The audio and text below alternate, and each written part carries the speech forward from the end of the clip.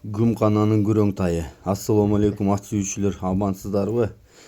Жалпыңыздарды кечеги өткөн көкпар жана көкбөрү боюнча көчмөндөр оюндарындагы эки командабыздын тең жеңиши менен куттуктайм.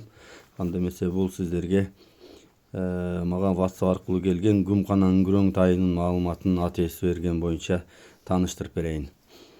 Теги таза экен дейт, тактап беремин дейт.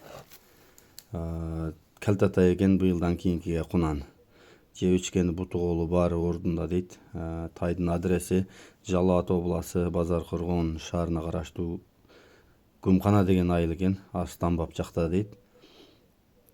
Баасы 120 миң сом кеми бар. Кимге жакса чалып байланыша бересиздер. Азыркы учурда талаада дейт.